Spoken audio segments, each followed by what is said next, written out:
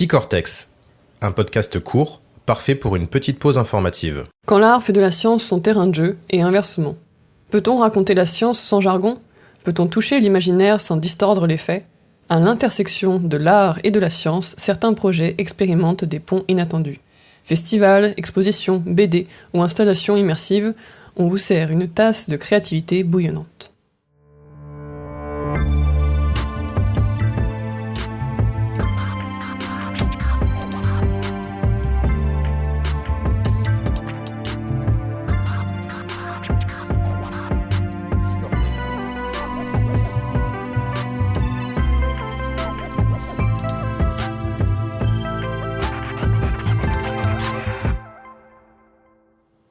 On pourrait croire que la rencontre entre art et science est un phénomène récent, initié par quelques esprits curieux en mal de nouvelles collaborations.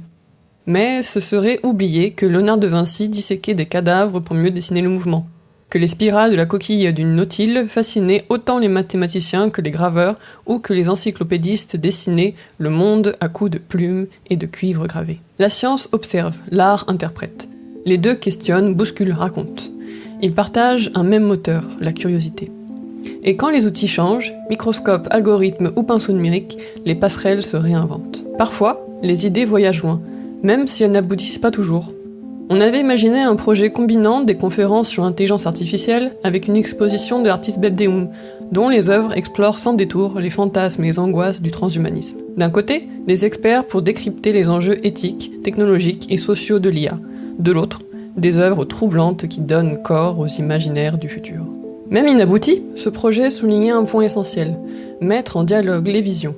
L'art ne sert pas juste à rendre joli ou faire comprendre. Il questionne, parfois brutalement.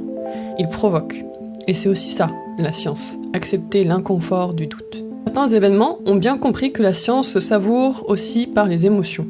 Le festival, Double Science par exemple, marie brillamment rigueur et humour, spectacle vivant et culture scientifique. Le tout sans jamais prendre le public de haut. C'est fun, c'est intelligent et ça fonctionne. Autre exemple, Bulle de Science, ce rendez-vous annuel organisé par le ministère de l'Enseignement supérieur de la Recherche dans le cadre de la Fête de la Science. Ici, la bande dessinée devient médium scientifique à part entière. Pas de vulgarisation au rabais, mais des récits visuels, puissants, qui explorent la recherche, ses doutes et ses éclats. Et puis il y a le théâtre.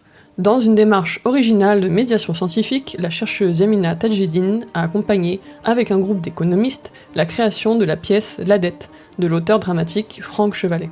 Cette fiction théâtrale est l'occasion de rendre accessible auprès des milieux éloignés des cercles universitaires les enjeux socio-économiques liés à l'endettement. Une autre manière de parler économie hors des amphis.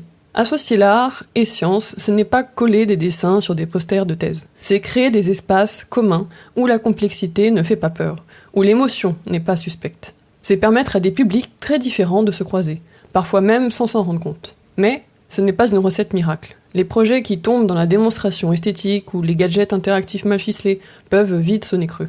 Pour que cela fonctionne, il faut que l'échange soit sincère, que les disciplines se respectent, sans se caricaturer.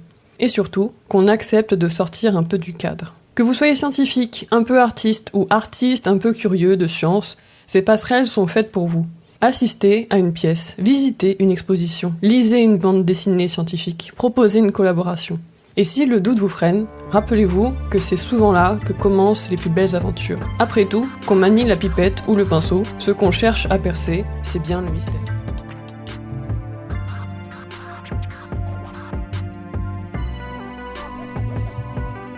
Petit Cortex, un podcast court, parfait